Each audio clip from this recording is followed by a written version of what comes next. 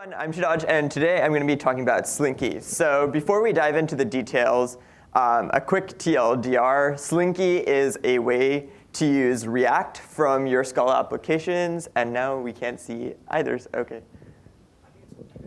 Okay, sure. Okay, so Slinky lets you use React from your Scala applications. But before we go into what Slinky is, let's talk about why Slinky. So the way we write web applications has fundamentally changed in the past few years. So the traditional model of a web application is you have your persistence layer, you have your server, and that server is emitting your HTML. And that would probably be a Scala application. You might be using Play Framework for that, using something like Twirl to generate your HTML. That all gets sent to your browser, and there you might have a little bit of JavaScript to make the app more interactive for your users. But usually the majority of your code was this back-end Scala code, and then you had a little bit of front-end JavaScript. But in recent years, it's kind of shifted where your back-end, instead of serving HTML, is now just serving data. And your client side is what's generating the HTML. So now you'll have your JavaScript code, which is generating HTML. That makes it possible to offer much more rich experiences, because based on how the user is interacting with the page, you don't have to wait for the server to come up with responses. You can immediately provide feedback. So how can we implement this new web? Now, one of the first solutions to this was jQuery. So with jQuery, you get a nice API. You can interact with your website. You can modify DOM properties. You can animate nodes. You can get data from your servers. So this is kind of your usual flow. You start by loading some data from your server. You check what's being currently rendered, because you need to update it to show the latest results based on your data. You apply the adjustments. And then some later point, you'll read some user input. Maybe they fill out a form, and you send that data to the server. And then you repeat this cycle. The server sends you new data, and you start all over again. But it ends up looking something more like this, where as soon as you try to apply the adjustments, you forget to delete some HTML nodes that were added by another part of your code. So maybe some guy created a pop-up. You forget that that guy created a pop-up. So now you have a pop-up there, but you're trying to show content on the main page. So you end up with that issue. And then when you read user input and send it to the server, oftentimes you'll just leave the user staring at a spinner, and your web app won't be interactive because you're just waiting for that response to come back before you can start the cycle again. So this isn't a great way to implement the new web. It worked, and it was a lot better than what we had before with everything happening on the server side, but it's still not great. So the problem we're trying to solve here is we have two sources of input. We have this data coming from the server, and we have user input as the user's interacting with the web page. And we want to combine these two sources of information and turn them into views. And so one recent solution that was created to solve this issue is React.js. So just a quick show of hands, how many of you guys have used React before? OK, cool. So a good number of you guys. So React is a web framework created by Facebook to simplify this process of taking data and user input and turning it into views. So React is used by lots of companies. It's used by Facebook for all of their apps. It's used by companies like Twitter, by Uber, by Microsoft. So it's there everywhere, and it really makes this process a lot simpler. How? It takes the structure that we just talked about, this problem that we're trying to solve, and that is how you write your code. So your React application structurally looks like this. You have a function from your data and user input, and you turn it into views. Now, you don't call it data and user input. In React, you call it props and state. So props is something you're receiving from higher levels of your application. It might be something like configuration. It might be something like data from your server. And then you have state, which is something local to individual parts of your application. And that's usually your user input, and you're turning it into a view. So let's take a look. So this is JavaScript. This is how you would write your simple hello world component. So you create a class. It extends to React.component. And then the core part of a React component, which is a subset of your application, is going to be this render. And render is kind of defining what you put out onto the page. So here we're creating a component that will take some input, which is the name of the person we're saying hello to, and it's going to be outputting hello to that person on the screen. So we're constructing a div. Here you can see in JavaScript, you can use regular HTML syntax to render these nodes. And then they have this templating syntax to say, we're going to take this value from our props. So any attributes you pass into this component are automatically going to be filled into the props. So here we're taking the name value from the props, templating that in. And then if we want to render it at the bottom, we can just do hello message with the name is Taylor. And that name is what's going to be fed into the props. So this is a simple application where we're just dealing with props. But more often, you'll also have state. So this is an example of creating an application with some state. So here, what we're doing is creating an application where we take some user input and we just mirror it back to the user. So what we want to do is we want to keep track of what the user has typed into a text box. So we have this input. We're saying on change. We're going to handle the input. So what we're doing here is just saying, OK, if we receive an event that the user has typed something into the text box, we want to update our local state of what has the user typed in. And having this flow of separating, gathering your state from using your state is what makes React so powerful. So we have one part of our application that's saying update the state. And then in our render, we can just use the state. So if the user types something in, it'll update your state, and then it'll go back to this render. And that's how you can keep your views up to date. So in this case, you would have a text box and a p tag, which is just containing this user input is what the user has typed in. So hopefully this gives you a quick idea of what React is like and what writing components is with React. So you might be wondering, OK, we talked about JavaScript, web apps. What does Scala have to do with any of this? So Scala.js is a tool that takes your Scala code and compiles it into JavaScript. And that's what's going to make Scala applicable to all of this. So let's say you have an object called Scala Fiddle. You can actually try Scala Fiddle online and see the results for yourself of how Scala.js turns your Scala code into JavaScript. But it'll look something like this. So it'll generate a JavaScript object with some init method. And the important thing here is Scala.js outputs regular JavaScript. There's nothing special needed. You don't need to run it in a special browser. It's not. You don't need any special frameworks around Scala.js. It's just pure, plain JavaScript, including the ability to interact with JavaScript libraries and build tools. And that's what's going to allow us to use React from Scala.js. But also, why not just use JavaScript? I mean, after all, React.js was developed as a JavaScript framework, not a Scala.js framework. So Scala gives you a lot of capabilities. First of all, it gives you strong static typing. I think this is something that we all love about Scala. And the really great part about Scala is you can get all of this without losing conciseness. Now, that's something people often fear. JavaScript developers, if you're moving to a statically typed language, it can often add a lot of verbosity where you have to specify your types everywhere. But with Scala and type inference and more advanced language features, we're able to ensure that your code is safe before you run it without making your code super huge with all these types everywhere.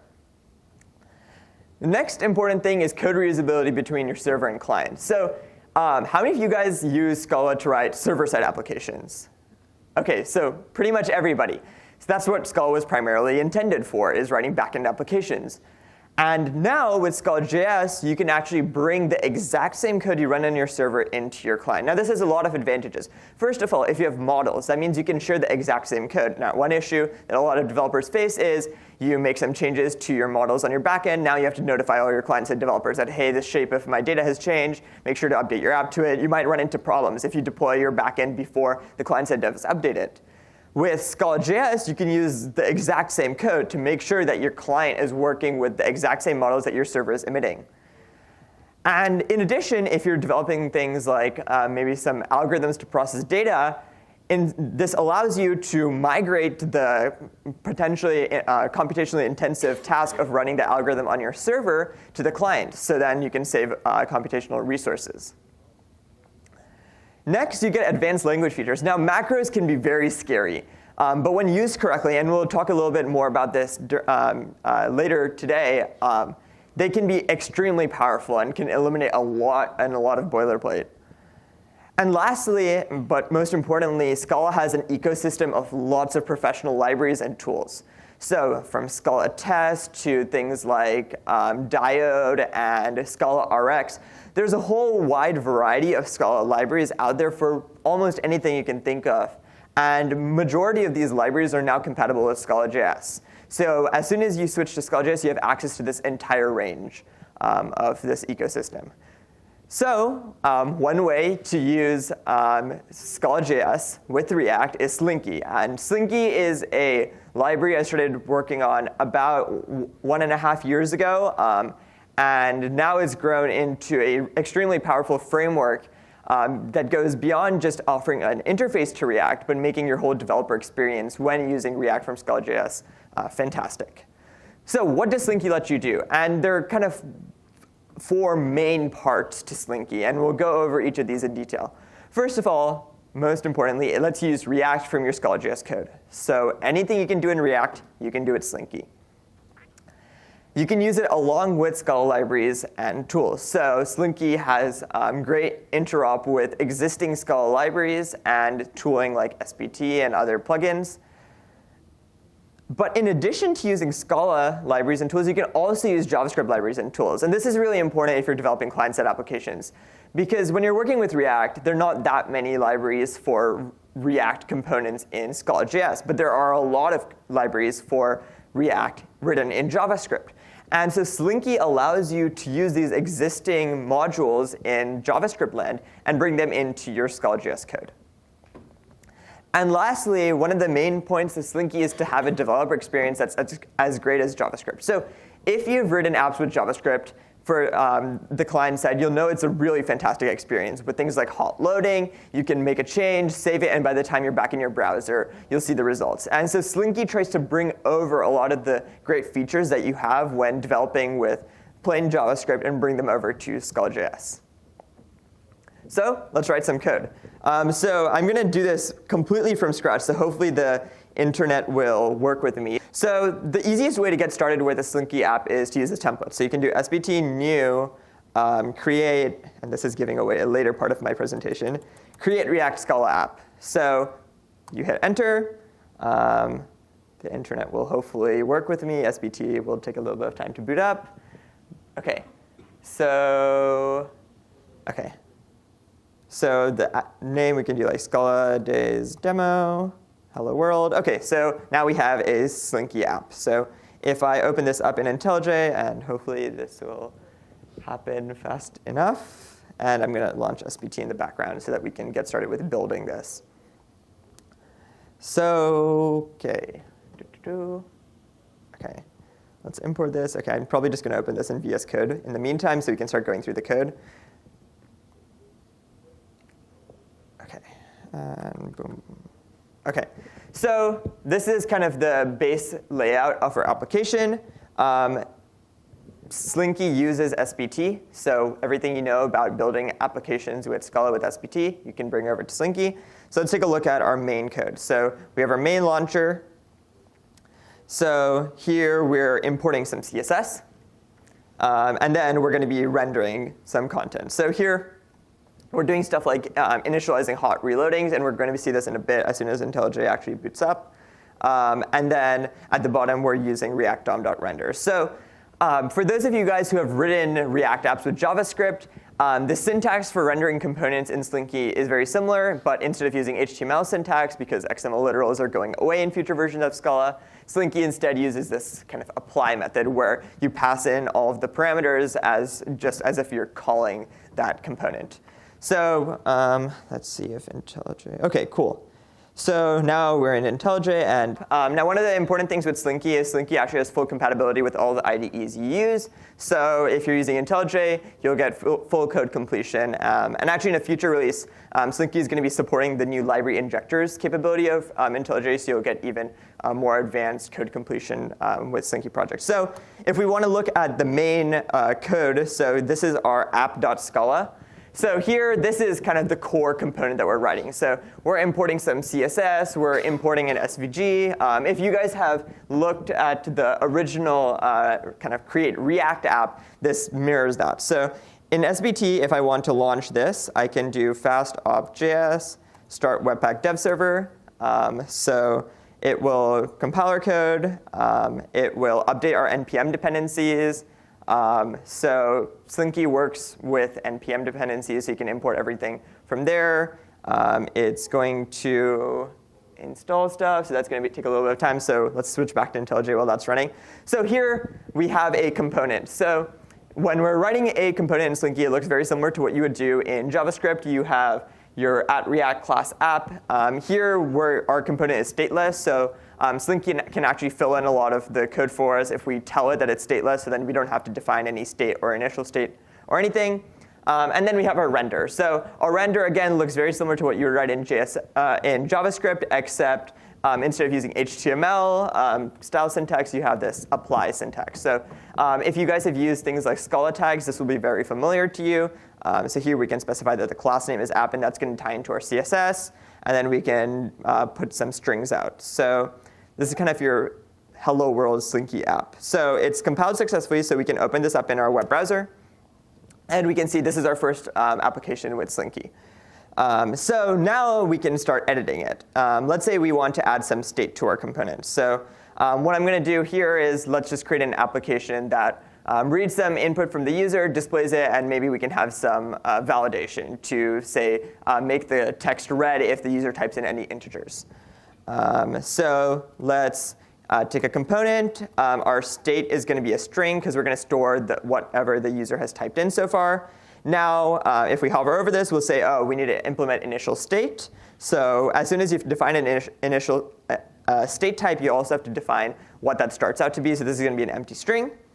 OK, so now inside here, we can get started by getting rid of this. And let's replace it with an input. So input is your regular text input. Now on change, so that's whenever we get the user types in any content, we want to keep our state up to date. So we're going to take our event and do something with it. I need to wrap this in parentheses. OK. So now that we have our event, this is just a regular HTML event. We can take the target. We can cast it. Now, this casting is not super great. It's going to be improved in a future version of Slinky as soon as the IntelliJ guys fix a bug with their error highlighting. So we can, for now, just cast it to an HTML input event, and then we can take the value. So this just gives us a string. So this gives us the latest state. And now to update our state, we can just call setState with this value. OK, so in the meantime, we can start FastUp.js in watch mode. So this will allow us to see hot loading in action. So if we go back here, you'll see that our app instantly changed. So without any reloads, we're up to date with our app. We can even use the React Dev tools. And we'll go into kind of all of this as part of that developer experience. But you can see here we can hover over the app.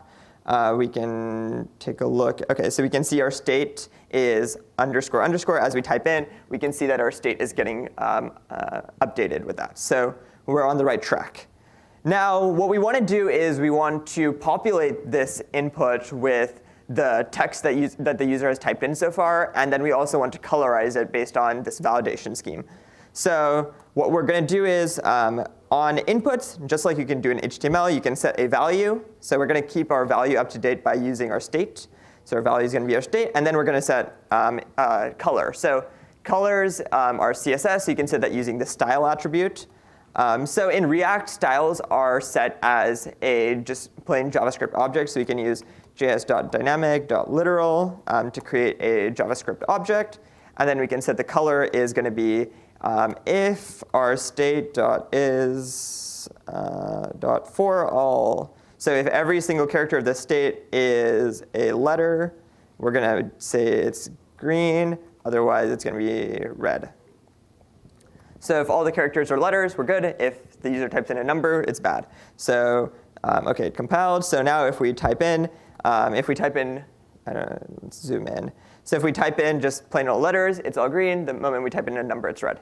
And that's writing apps with Slinky. So that's your kind of super quick overview of how you can write apps with Slinky. And now you might be wondering, OK, that's great. Everything works. But like, how we rewrote some code. How did it actually end up getting turned into this application that's keeping track of our state, getting input from the user? So first, JSX. When we looked at those examples of writing applications with JavaScript, you saw that we could use this HTML syntax. Now, this is not something that's part of regular JavaScript. So the way it actually works is when you write your code using that syntax, there's actually a compiler in between called Babel. And that is what's going to convert this syntax of having these HTML tags inside your code and convert it into just regular vanilla JavaScript. So if you write something like this in a JavaScript, it gets turned into something like this.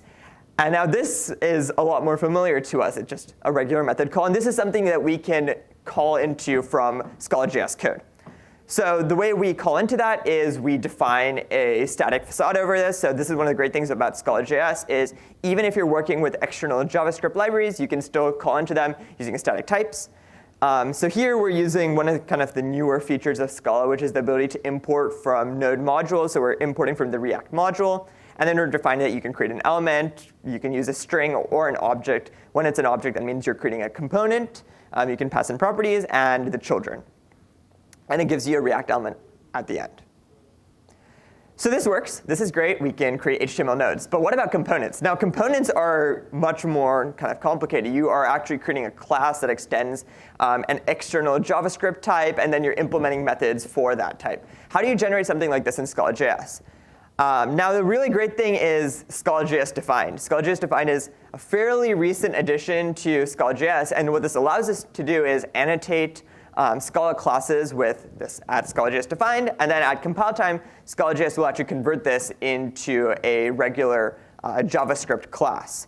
So we can do something like this, where we define a component that is just a regular kind of Scala.js native type. So we're saying that we have a component. This is part of the React library. It takes JS props as a constructor argument. And so if you want to extend this but emit a JavaScript class instead of a Scala.js version of a class, we can just use this at Scala.js defined annotation to create this class and then extend. And that gets turned into this when you actually compile it. It won't look exactly like this because this is using ES6 syntax. Scala outputs kind of more olderish JavaScript. But you get what's equivalent to writing this in your React application. So that's solved. Now we can write components. Now another thing that when we were writing our code, you might have noticed this at React at the beginning. And so the code kind of makes sense. So when you're looking at it, OK, I'm defining my props. I'm passing in my name, which was defined in my props type. But if you kind of look a little carefully, a lot of the things that are going on in this example don't make sense. There's no way this code should be compiling. Where is hello message.apply? Because we're calling hello message with parameters. Where is the companion object? Where is the apply method? Where is the React component class? Because if we're creating an instance of a React component, there needs to be a React component class somewhere.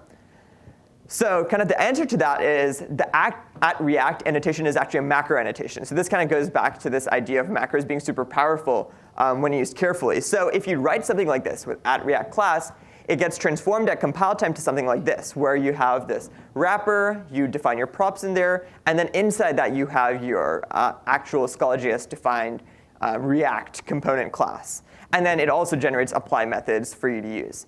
Now, one important thing to note is even though this at React annotation is available, it's not required. And this code that it generates isn't just kind of what it means. This is an actual code that you can just write instead. So if you want to, for your application to maybe reduce compile times, or your developers are scared about using a lot of macros, you can just choose to use this wrapper style. And that's actually how Slinky started out with, is just having this style. This is just pure Scala code, no macros involved now. So that's it for kind of the basics of how Slinky works. Now, one of the core parts about Slinky is working with the ecosystem, because there are a lot of tools out there. And it's really important for us as developers to not only kind of write the code for our product, but also build on top of code that other people have worked so that our applications are as rich as possible. So the main way that we work with external code is through external components. So there are a lot of React components out there, and we want to use them from our Scala.js code. Now, with Slinky, that's super straightforward. So for example, let's say we wanted to use React Router. So React Router is a super popular package for React that allows you to implement routing capabilities. So basically, if I'm on a specific path, the user has navigated to a path, render this component. And it allows you to link between things. It's super powerful. So we can import it. So this is our regular Scala.js importing from a node module. We can say, oh, we have this route. This is a React component. And if we want to interface with this, then all we have to do is extend external component, define a props type. So the idea here is you're using a very similar API to what you use when you're writing components in Scala. You, again, just have to define the props type so that you have a statically typed interface. And then you define what component to be actually creating an instance of.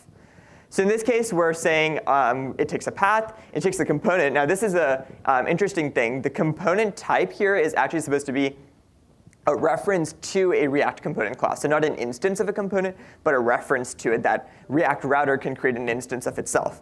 And Slinky actually supports this method of passing in components. So it'll automatically take a reference to kind of a Slinky component wrapper and take that and convert it into a reference to the component class. And you can also define things like default parameters, and then those will just be passed in automatically. So this is all great, but we can't just pass a Scala object to a JavaScript component because Scala.js has its own encoding for Scala objects that isn't compatible with what JavaScript components are going to be expecting. So in this case, if we just took an instance of props and passed it into this React component, you'll get lots of errors because it's nothing like what the shape it expects. So if we took something like this, it would look something like this. And this is kind of optimized Scala.js code. You get these properties. They're optimized because Scala.js is reducing your code. But this isn't great for working with external components because this is nothing like what they expect. They're expecting a path and a component. So the solution that Slinky has for this is writers. So writers are a type class. Basically, what they let you do is you can implicitly grab an instance of a writer, and writers handle the process of taking Scala types and converting them into JavaScript types. So now if we get this writer of props, and this is automatically derived using John Purdy's library Magnolia. So that handles generating this writer. And then you just call it .write with a Scala object, and you generate this nice JavaScript object. And then you can just pass that in to the component. So now we've solved the problem of working with external components. External components are extremely powerful because they let you there's so many great libraries out there for JavaScript. They just allow you to eliminate large portions of your code. So for example, instead of writing your own router, you can just use React Router, which is a fantastic library. Handles things like server-side rendering. Everything works great. If you want to have a data layer, let's say you're looking at using GraphQL. Slinky works with React Apollo, so you can use the Apollo GraphQL client, and you can make GraphQL queries and tie them into your React components through Slinky code. If you want to style your components, maybe using a common set of styles that your organization has created, you can just use styled components. So styled components is another React library. It just works with Slinky. If you want to render 3D objects that are being animated on your page at 60 frames per second, maybe you're creating some super fancy app, then you can use React 3 Render, which is a way to render 3D components from your React application. And that just works with Slinky. So really, this just allows you to tap into this whole world of libraries that people have already been developing for years for React from your Scala.js code. Now, build tools. So build tools, you have SBT. But on the JavaScript side, you also have Webpack. And thankfully, thanks to Jorge's tool, Scala.js Bundler, this is very easily solved. You can define all of your settings for your Webpack configuration in your build.sbt, and then Scala.js Bundler handles the entire process of generating config for your Webpack, running it, and you're done. So I'm not going to go into too many details of this because it just works, and it's fantastic. Now, another cool thing that Slinky supports is reverse interop. And this is especially important if you're introducing Scala.js to an organization that already has an application using plain JavaScript. So if you already have a bunch of client-side devs who are using React and JavaScript, but you want to introduce Scala.js to them, Slinky supports the ability for JavaScript code to call into Scala.js components. So let's take a look at it. So I have this demo. It's open source. And so if I open this up, I can open this up in VS Code. And then in the meantime, I'll launch a server. So wow, this is really big. OK, so let's take a look at this code. So this is what your client-side dev would be writing. So let's say we wrote a component app. Let's take a look at the Scala.js code first, actually.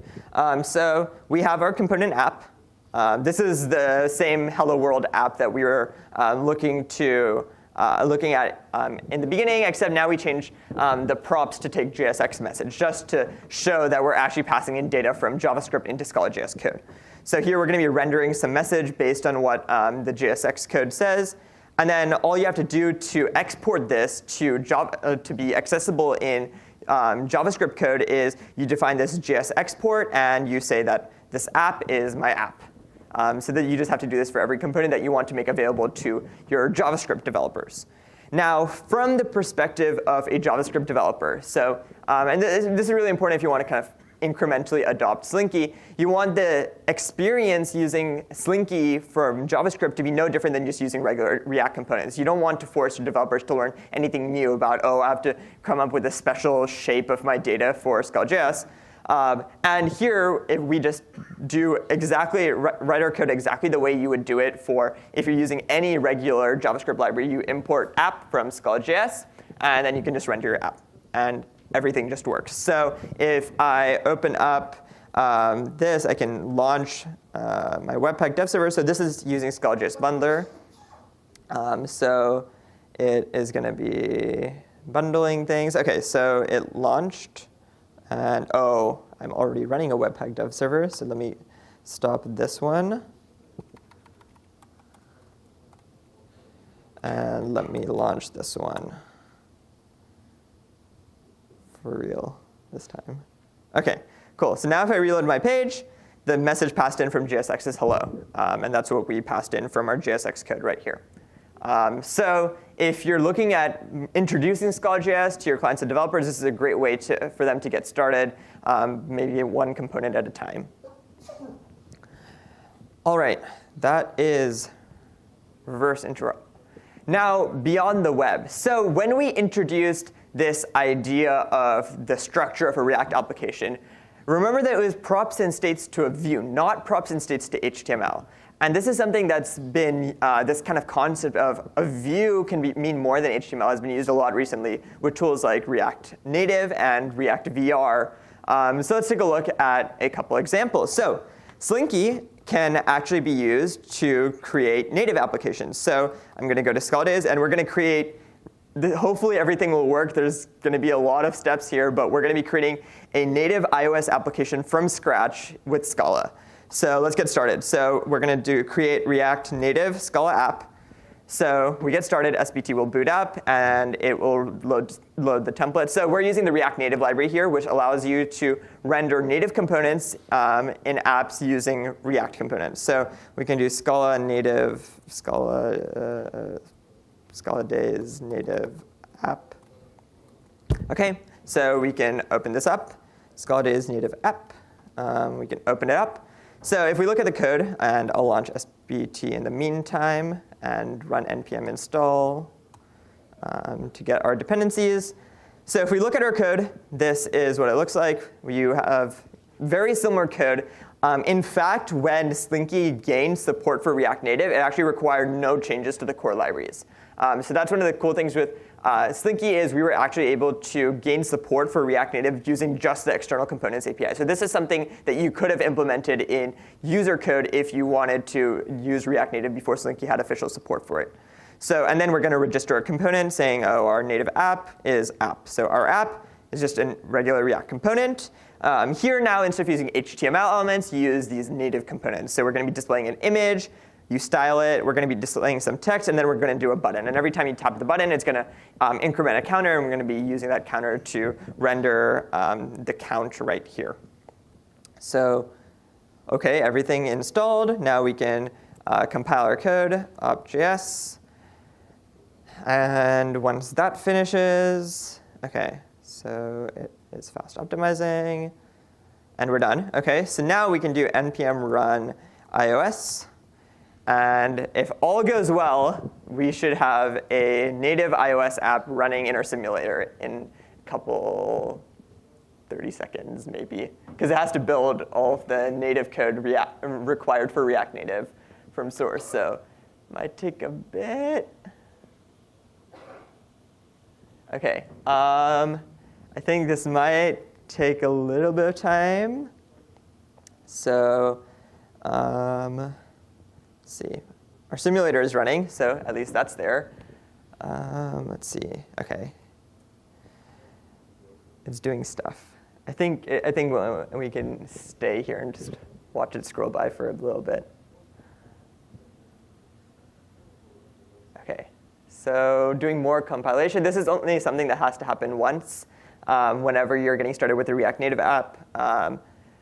So all of this native code is all things provided by Facebook. It's the glue between the JavaScript code that's going to be run in kind of a separate process and then what's actually rendering the native components. Because here, this isn't a web view. This isn't using something like Ionic where you're generating HTML elements that are just styled to look like native elements. These are actual regular native elements that are going to be run. OK, so we have our bundler ready. So this is kind of like Webpack, but it's React Native because Facebook decided they wanted to create their own bundler. So we have that. It is loading the dependencies. So this takes a little bit of time the first time because it has to load all of your node modules and pack them together. But the bundler is incremental, so it's very fast as soon as you get that first run. OK, what is it doing now? OK, it's still compiling more stuff.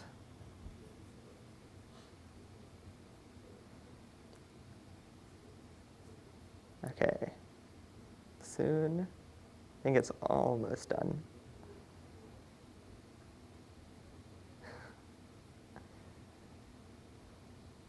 OK.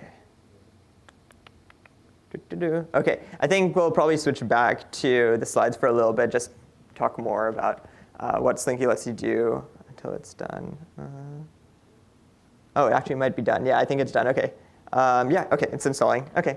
So now our app is there. It's going to be loading our packages. So this is something that also happens the first time, where it's loading all of the modules required. So and as soon as all of that's done loading, this is not something your user is going to see every time, thankfully. And now we're done. So now we have an application that we just got started with using Scala, plain Scala code running in iOS. It also runs in Android. It also runs on Android TV, Android watches, anywhere you can think of. It even now works on Windows as a native app and on Xboxes, thanks to Microsoft's work on bringing Microsoft devices to React Native. So use Slinky for whatever platform you can dream of. It also supports VR. If you're interested in seeing a demo, I can show after the talk, but for the sake of time, I'm going to skip over that demo.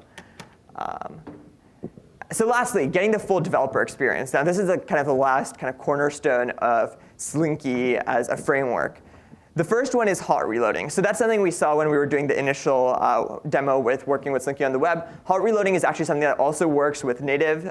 So as soon as you change your app, it'll immediately compile. It will get uploaded to your application. And without losing your existing application state, it can update all of your UI.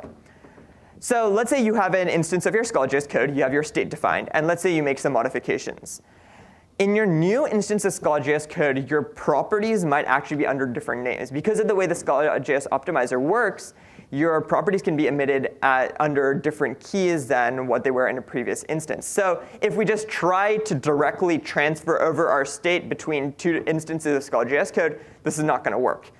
So what ends up happening is for most Scala.js apps, you just have to reload the page every time you update your code.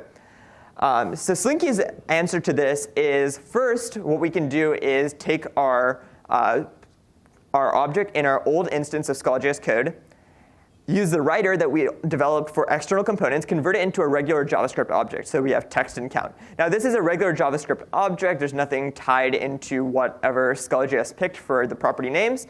So this is safe to transfer over into the new instance of Scala.js code. Now the counterpart to a writer is a reader. So we can take a reader and transfer our code back into the new shape that Scala.js expects. And this reader is going to be defined in the new instance of Scala.js code. That's why it knows what the properties need to be. And so by doing this kind of going around with the JavaScript objects, we're able to preserve all this data for application. And every time we update to a new version of Scala code. Now, another thing that's there is Scala.js React is the original React interface to Scala. It was the first one to kind of develop this idea that, hey, maybe we can use React from Scala.js. So if you are already using Scala.js React and you want to introduce Slinky code, there's actually a really easy way to do that with this interop package that's provided by Slinky. So you can take Slinky elements. So for example, this div is being rendered by Slinky, and you can just call .to Scala.js React. And because Slinky emits regular React elements, it can just be treated as kind of an external component from the perspective of Scala.js React. So Scala.js React can just take this in. And you can do a reverse. You can take an element rendered by Scala.js React and convert it back to Slinky. So in conclusion, Slinky lets you use React from Scala.js code with existing Scala libraries. So we using things like SBT for this. You can use any libraries. With the template app, if you try it out, you'll see that we have unit tests written for our React components with Scala test. So you can use anything that you're used to using in Scala code. You can also use JavaScript libraries and tools. So you can use things like React Native. You can use things like Webpack or even the Metro bundler developed by Facebook. And you have a developer experience that's as great as JavaScript. So you have things like hot reloading. You have access to the full developer tools at any time. And so you can be as productive as you would be in JavaScript. But you have all of the static typing now and all of the great features that Scala offers. So you can get started today. So the docs are available at slinky.shadaj.me. If you actually take a look at this website, this shows off some of the more advanced capabilities of Slinky. So the docs are implemented with Slinky as a React application. But when you load it, you'll see that everything's instantly loaded because this uses pre-rendering. So we actually render all of our React components to a static site ahead of time and then use advanced React features like hydration to make our app interactive as soon as it loads. You can check out the source at github.com/shadaj/slinky. So we're always looking for new additions to Slinky, things like more capabilities with React Native or React VR, or improvements to Slinky's API. And then we also have a chat community where we kind of answer each other's questions and discuss new features for Slinky on Gitter. But the easiest way to get started with Slinky is with this template. It gets you started with everything you need, a full build for both local dev and also creating production bundles. So you can get started with SBT new.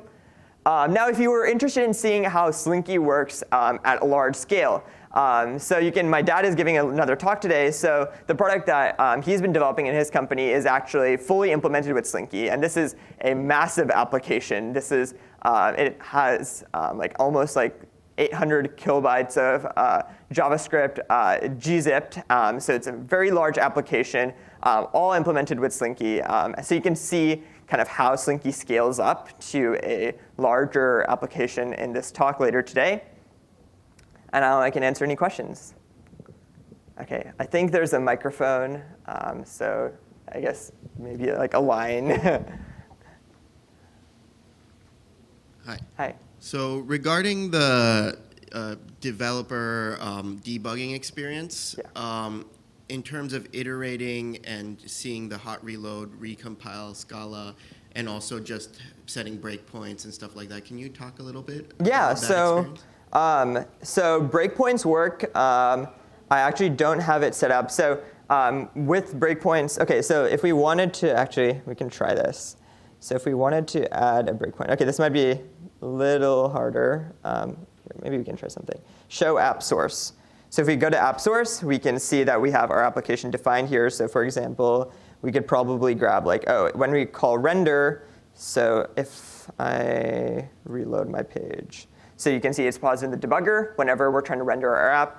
You can actually enable source maps for Scala.js. That lets you debug with your original Scala code. So that makes it a lot easier. And then also things like if you want to debug your app, because that's actually, so in this case, we don't have state. But if you had state, you can actually, within the DevTools, modify that state. And Slinky will immediately respond to that. So if you want to try out different data as inputs. Yeah. And in terms of the recompile time? Oh, yeah, recompile times. OK, so this varies a lot. It really depends on the size of your application. So for getting started with a smaller app, I see compile times maybe like 2 or 3 seconds because of Scala's incremental compiler. When you're dealing with much larger applications, so in my dad's talk, it can take a little bit longer. But overall, because of the advantages of Scala, I think it's well worth it to wait a couple seconds longer, maybe take a sip of your coffee, and then see all of your code in action without any runtime errors. All right, thank you a lot. Yeah. Any other questions? We switched over to Yarn recently because the front end, we broke it up into runtime loadable modules, etc. Have you had any experience using Yarn instead of NPM? Yeah, so Scala Days Bundler has full support for Yarn. So I think the setting is just use yarn : true, and you're done. Everything uses Yarn, so everything just works. Hey, yeah. Are you looking at building any Maven plugins or anything? I know a lot of big orgs, it's tough to sometimes get SBT as your build tool for everything. So I guess Slinky works in theory with Maven because Slinky itself doesn't require any special kind of build plugins. It uses Macro Paradise, but that already is supported by Maven. It's just a compiler plugin if you're using the @React macro annotation. But other than that, things should work. I guess in terms of bundling applications, you might need something special. It does work. If you don't want to use Scala Days Bundler, you can also just define a Webpack config yourself and do everything. The only thing Scala Days Bundler gives you is the ability to define stuff from your build.sbt and have everything automatically tied together. But everything should work from Maven.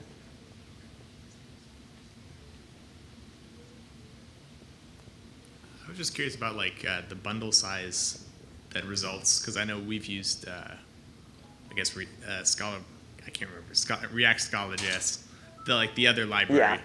And one of the problems was that the bundle size was huge because it had to support the conversion. And then the other thing we wanted to do was code splitting. Okay. And I was curious about both those things. Yeah, okay, so the first one, so if we go to slinky.shadaj.me, this is the doc. So I guess this is kind of a sizable-ish application. So the bundle is, let's see, how do I see how big it is? I think, it cached. Let me disable my cache. So it is 2.2 megabytes without gzipping. So that's not what your browser is going to be loading. It's 684 kilobytes of what you're actually going to be loading. Now it is pretty good. It's actually pretty comparable to what you'll see in production React applications. The thing with Scala.js is you usually get a pretty large initial hit from using Scala.js. So your application bundle will start out large, but it grows pretty slowly after that because you already have all your dependencies in. Now here, if you notice, I reload the page and it's pretty instant. All the content is there immediately. So here I'm actually using pre-rendering. So that's something that makes your application a lot more snappier for your users. So what you can do is have the content immediately there and then make it interactive a couple seconds after that when your bundle actually loads. Yeah. I think we need to wrap up. But for quickly answering bundle splitting, unfortunately, Scala.js does not emit code that is super compatible with bundle splitting at the moment. My dad talks about that a little more. Hopefully, Scala.js will change in the future to produce splittable bundles, but not right now. But yeah, I'll be hanging out in the hallway outside, so I can answer more questions. But thank you.